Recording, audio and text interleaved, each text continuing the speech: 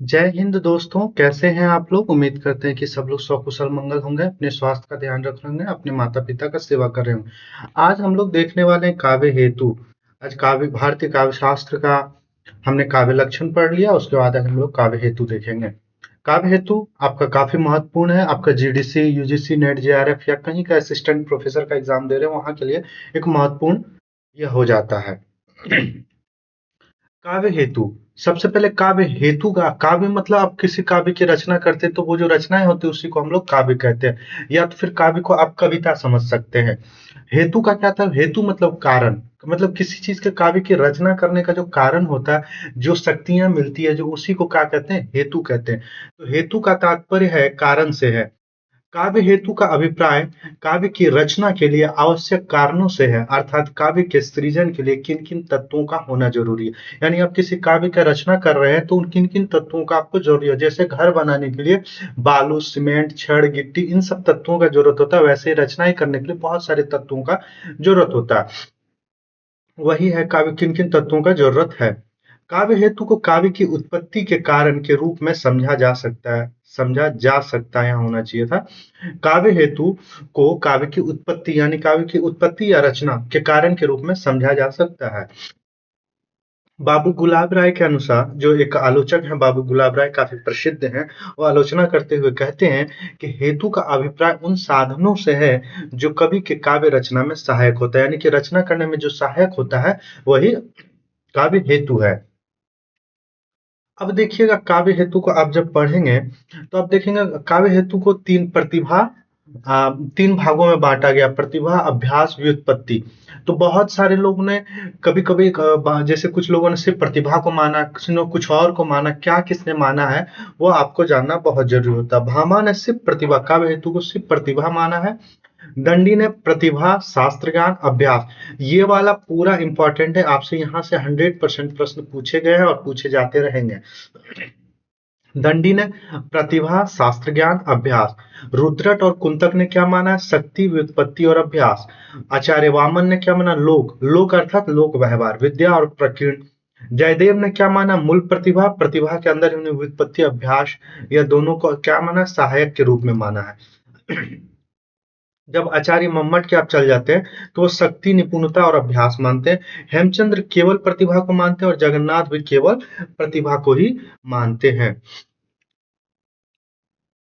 भारतीय काव्य शास्त्र में कवि शिक्षण के अंतर्गत, भारतीय काव्य शास्त्र में कवि शिक्षण के अंतर्गत कवि काव्य निर्माण की सामर्थ्य उत्पन्न करने वाले साधनों को काव्य हेतु अथवा काव्य के कारण कहा जाता है। आपसे पूछा जा सकता है परिभाषा के रूप में इसे, कि भारतीय काव्य शास्त्र में कवि शिक्षण के अंतर्गत कवि में काव्य निर्माण करने की सामर्थ्य उत्पन्न करने वाले साधनाओं को काव्य हेतु अथवा काव्य के कारण कहा जाता है।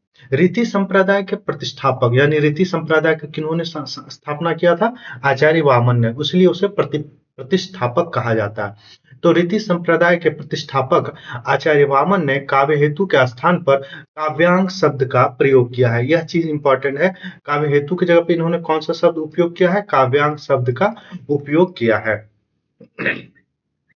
भामा ने काव्य हेतु के रूप में केवल प्रतिभा का उल्लेख किया। अभी हम लोगों ने देखा, भामा ने केवल काव्य हेतु की जगह पर क्या काव्य प्रतिभा का उन्होंने उल्लेख किया। राजशेखर ने काव्य हेतु को काव्य माता कहा है। राजशेखर ने काव्य हेतु को क्या कहा है? काव्य माता कहा है। राजशेखर ने शक्ति अर्थात प्रतिभा को ही काव्य का कारण स्वीकार किया है। यानी कि प्रतिभा को उन्होंने किस रूप में वो जानते हैं? तो राजशेखर शक्ति के रूप में जानते हैं। इस चीज को भी याद रखिएगा। काव्य के भेद, काव्य के 3 भेद होते हैं: प्रतिभा, व्युत्पत्ति और अभ्यास। व्युत्पत्ति का कहीं कहीं जगह आप देखेंगे नाम, शास्त्र ज्ञान देखने को मिलेगा। क्या देखने को मिलेगा? शास्त्र ज्ञान। इस चीज को भी आप लोग याद रखिएगा। अब प्रतिभा क्या, इस विषय में हम लोग व्याख्या पूर्वक, विस्तार पूर्वक देखेंगे। यहां से काफी महत्वपूर्ण पूछे जाते हैं। प्रतिभा से तात्पर्य है काव्य सृजन शक्ति। प्रतिभा का क्या तात्पर्य है? काव्य सृजन की शक्ति। प्रतिभा का एक अन्य नाम भी है, प्रतिभा का एक अन्य नाम क्या है? शक्ति भी है।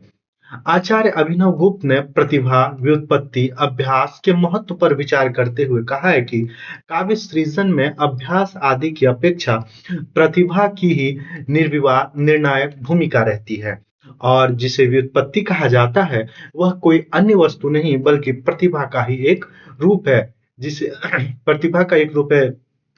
इस प्रकार प्रतिभा ही शक्ति है, यानी कि मुख्य रूप से प्रतिभा ही है। बाकी ये सब जो व्युत्पत्ति और अभ्यास क्या है, उनके सहायक के रूप में स्वीकार किया जाता है। पंडित जगन्नाथ का क्या विचार है? पंडित जगन्नाथ ने अभिनव गुप्त के इस विचार का समर्थन किया।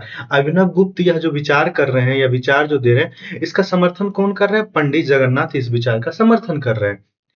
काव्य विद्या, काव्य विद्या के स्फुरन या विधानी विद्या होना चाहिए था। काव्य विद्या के स्फुरन की आदि जननी प्रतिभा है। काव्य विद्या के स्फुरन की आदि जननी कौन है? प्रतिभा है। काव्य सृजन, काव्य सर्जना की आधा शक्ति के रूप में प्रतिभा का जो विवेचन किया जाता है, वह केवल काव्य शास्त्र तक सीमित न रहकर दर्शन शास्त्र, अध्यात्म विद्या में भी व्याप्त है। विद्या होना चाहिए था यहाँ,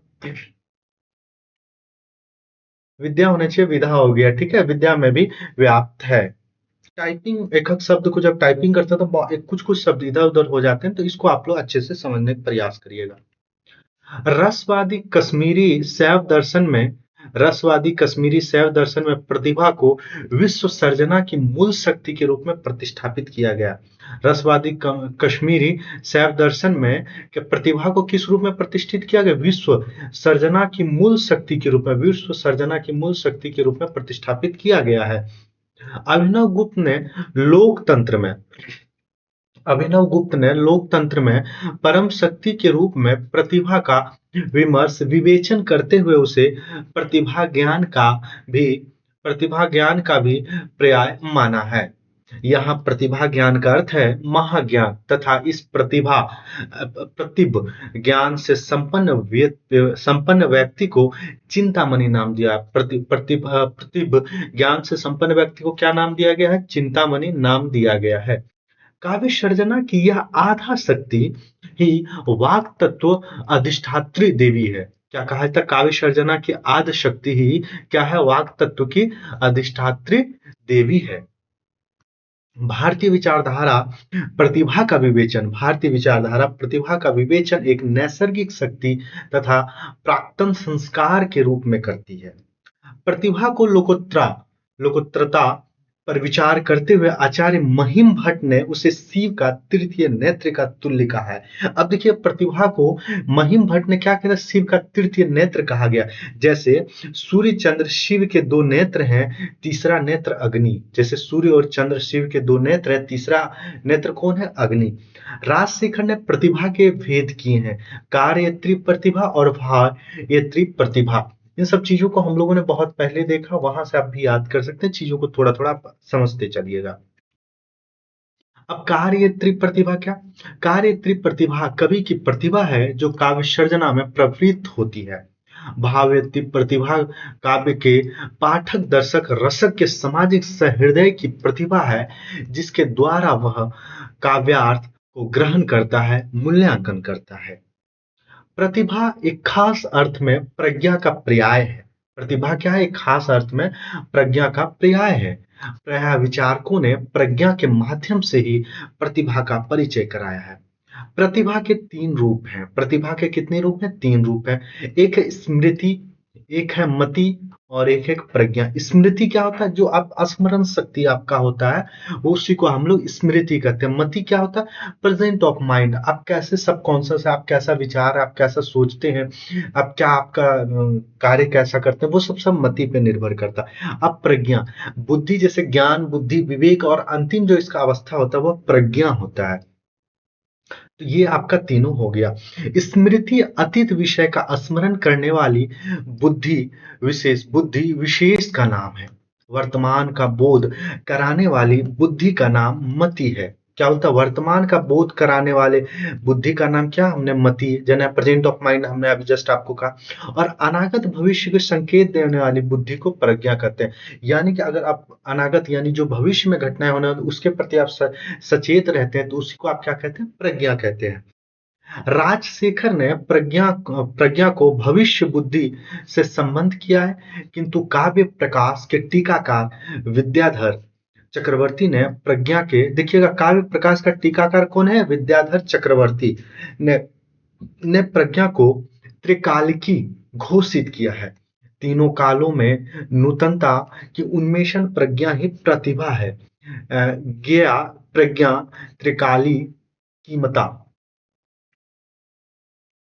अब देखिए आचार्यों का क्या मत है, इस चीज को ध्यान से देखिएगा। कैसे कैसे उन्होंने काव्य हेतु को परिभाषित करने का प्रयास किया। भट्टोत है, अभिनव गुप्त है, मम्मट है, वाग्भट है और राजशेखर है। सबसे पहले भट्टोत का देखिए। प्रज्ञा नवोन्मेष सालनी प्रतिभा मतः, यह काव्य कोटकू में वह उन्होंने लिखा। यह याद रखिए, यह कई बार पूछा भी गया है। दूसरा अभिनव गुप्त करते हैं, प्रतिभा अपूर्व वस्तु निर्माण क्षमा प्रज्ञा। यह ध्वन्या लोक लोचन में उन्होंने यह कहा। दूसरा प्रतिभा क्या परिभाषा देते हैं, प्रतिभानम वर्णीय यव वस्तु वस्तु विषय नूतनो लेख शालिनित्व। मम्मट क्या कहते हैं, शक्ति कवित्व बीज रूप संस्कार विशेष। यह काव्य प्रकाश में क्या गया, इससे भी कई बार पूछा गया, इसको याद रखिएगा। वाग्भट क्या कहते हैं, प्रसन्ना प्रसन्ना यदन व्यर्था यु वित्पत्ति दो विद्यायनी स्फुरंती सत्कवेर बुद्धि प्रतिभा सर्वोत्तम मुखी। राजशेखर क्या कहते हैं, या शब्द ग्राम मर्मथ शार्थ अलंकार त्रम मुक्ति मार्ग मत्यादपि तथा विद्या मधि हृदय सपति सा प्रतिभा। यह काव्य मीमांसा में वह कहते हैं। तो इस दोनों को आप जरूर याद रखिएगा, यह दोनों कई बार पूछा गया है, मम्मट का और भट्टोत का। बाकी तो अभी तक पूछा नहीं गया, लेकिन ध्यान में रखिए, अगर पूछा जाए तो आप उसका जवाब दे सकें। कहना न होगा कि काव्य सृजन में प्रतिभा का कार्य अनंत है। अनंत शक्ति होने के कारण ही पार्वती शक्ति कही गई है। यानी अनंत शक्ति को ही क्या पार्वती शक्ति का, अनंत शक्ति किसे कहा गया है, तो प्रतिभा को अनंत शक्ति कहा गया है। तो प्रतिभा को कुल मिला के क्या पार्वती शक्ति भी कहा जाता है, क्योंकि पार्वती जो है वो संसार का संकेत है। यानी कि जितना आप संसार में देख रहे हैं वो पार्वती ही है, प्रकृति ही पार्वती है, तो वह पार्वती शक्ति कहा गया है। पंडित राज जगन्नाथ ने प्रतिभा की वस्तुवादी व्याख्या करते हुए कहा है कि शा काव्य घटनानुकूल शब्दार्थ उपस्थिति, अर्थात प्रतिभा ही काव्य घटना के अनुकूल शब्दार्थ को उपस्थित करने की सामर्थ्य रखती है। उनके मत से रमण्यार्थ के प्रतिपादक शब्द ही काव्य है। यह रमण्यार्थ भावबोधक, कल्पना बोधक या बौद्धिक चेतना का उद्बोधक होता है। प्रतिभा ही काव्य की मूल हेतु है। क्या कहा जा रहा है, प्रतिभा ही काव्य का मूल हेतु है तथा व्युत्पत्ति अभ्यास के सहायक हेतु है, संस्कार हेतु है। यानी कि प्रतिभा जो है वो काव्य का मूल हेतु वही है, कारण वही है, रचना से काव्य सृजन का कारण सब कुछ वही है। बाकी व्युत्पत्ति और अभ्यास क्या है, उनके सहायक है, उनके संस्कार है। आचार्य वामन ने प्रतिभा के 3 रूप माने, लोक, विद्या, प्रकीर्ण। अब देखिएगा आचार्य वामन ने प्रतिभा के कितने रूप माने हैं, लोक, विद्या और प्रकीर्ण। तीनों इंपॉर्टेंट है, तीनों याद रखिएगा। प्रकीर्ण के अंतर्गत 6 बातें आती है। पहला आपका लक्ष्य, दूसरा है अभियोग, तीसरा है वृद्ध सेवा, चौथा है अवक्षेप, पांचवा है प्रतिभान और छठा है अवधान। विद्या का अर्थ है समस्त शास्त्रों के ज्ञान को प्राप्त करने का प्रयास तथा लोक का अर्थ है लोक वृत्ति, लोक ज्ञान। लोक का क्या अर्थ है, लोक वृत्ति, लोक ज्ञान। भामा के बाद दंडी ने कहा, नैसर्गिकी च प्रतिभा श्रुतम निर्मलम अमदाश्चनी वियोगम अस्था कारणम काव्य संपदा। अर्थात दंडी ने प्रतिभा की अपरिहार्यता को स्वीकृति नहीं दी, तीनों को सामुदित रूप में काव्य का कारण कहा है। यदि एक बार पूर्व वासना की कृपा से प्राप्त प्रतिभा न भी हो तो व्युत्पत्ति और अभ्यास से कभी कर्म चल सकता है। यानी कि यहाँ कहने का मतलब अगर प्रतिभा नहीं भी रहेगा तो आप बार बार किसी चीज का अभ्यास करके व्युत्पत्ति से आप उसकी किसी भी काव्य की रचना कर सकते हैं। प्रतिभा क्या है कि आपके अंदर एक कौशल है, कौशल को ही आप प्रतिभा कहते हैं। कौशल है, आप रचना करने की आपके अंदर एक अद्भुत क्षमता, वो बचपन से प्राप्त होता है, आपके अंदर से होता है। लेकिन बहुत सारी रचना कैसी होती है कि किसी को आप देख के, अर्थात व्युत्पत्ति के अंदर किसी को देखे, कोई कविता आपको अच्छी लगी, भाई मैं भी लिख सकता हूँ, तो आप लिखने लगे। अब दूसरा अभ्यास क्या है कि आप किसी कविताओं को देखे और आप लिखने का प्रयास करने लगे, उसको बार-बार अभ्यास करने लगे, बार-बार उसे संशोधन करने लगे। तो ये 2 माध्यमों से भी काव्य की रचना किया जा सकता है। वामन ने दंडी के इस विचार का विरोध किया और वामन ने दंडी के इस विचार का क्या किया है, विरोध किया है। और वामन के इस विचार की ओर रुद्रट भी झुकते हैं, यानी कि वामन और रुद्रट दोनों ही दंडी के विचार का विरोध करते हैं। इस बात को भी याद रखिएगा। रुद्रट ने प्रतिभा के 2 भेद किए हैं, सहजा और उत्पाद्य। उत्पाद्य रुद्रट ने प्रतिभा के कितने भेद किए, 2, सहजा और उत्पाद्य। आनंद वर्धन ने शक्ति एवं व्युत्पत्ति अर्थात निपुणता की तुलना शक्ति या प्रतिभा की महत्ता का प्रतिपादन किया है। उन्होंने कहा यदि कवि में प्रतिभा है तो उसे वर्ण विषयों की कमी नहीं है। क्या करा, अगर व्यक्ति कवि में प्रतिभा है तो जो भी विषय आप रचनाएं करते हैं उसके विषयों की कमी नहीं है। आप रचनाएं करते चलिए, विषय अपने आप बनते चलेगा। राजशेखर ने कहा प्रतिभा तथा व्युत्पत्ति के आधार पर 2 प्रकार के कवि हैं, एक काव्य कवि, दूसरा शास्त्र कवि। दोनों ही अपनी अपनी जगह काफी महत्वपूर्ण हैं। राजशेखर ने प्रतिभा के 2 भेद माने हैं, कार्यत्री प्रतिभा और भावयत्री प्रतिभा, इसको याद रखिएगा। वामन की भांति राजशेखर ने भी कार्यत्री प्रतिभा के 3 भेद किए, सहजा, आहार्या और उपदेशिकी। सहजा क्या है, पूर्व जन्म के संस्कारों से युक्त प्रतिभा, यानी कि आपको पूर्व जन्म से ही वो संस्कार मिला, प्रतिभा मिला काव्य रचना करने का। दूसरा आहार्या क्या है, आहार्या है इस जन्म के संस्कारों से उत्पन्न प्रतिभा, आपको इसी जन्म में आपको वो प्रतिभा मिला है। और औपदेशिकी पूर्व क्या है, तंत्र मंत्र विद्या, देवता गुरु आदि के उद्देश्य उत्पन्न होती है। यह आपका तीनों का आप ध्यान में रखिएगा, यहाँ से भी प्रश्न आपसे पूछा जाता है। और जब यहीं सबसे प्रश्न उठा लिया जाता तो हम लोग कहते हैं बहुत डीप से पूछा गया और हम लोग उसे गलत कर बैठते हैं। मम्मटाचार्य या फिर मम्मट आचार्य, मम्मट भी कह सकते हैं, ने प्रतिभा व्युत्पत्ति अभ्यास तीनों का सम्यक रूप को काव्य हेतु माना। काव्य हेतु चिंतन परंपरा की मान्यताओं को हम 2 वर्गों में विभक्त कर सकते हैं। पहला, वे आचार्य जो प्रतिभा व्युत्पत्ति अभ्यास तीनों को काव्य हेतु मानते हैं, और दूसरे में वे आचार्य जो केवल प्रतिभा को ही काव्य सृजन की मूल घोषित करते हैं। तो पहला देखते हैं, मम्मट, दंडी, राजशेखर, ये तीनों को महत्व देते हैं, प्रतिभा व्युत्पत्ति और अभ्यास तीनों को महत्व देते हैं। वहीं आप देखेंगे भामा, वामन, आनंदवर्धन, राजशेखर, केशव मिश्र, वाग्भट, रुद्रट और पंडित राज जगन्नाथ प्रतिभा को ही प्राधान्य के रूप में घोषित करते हैं।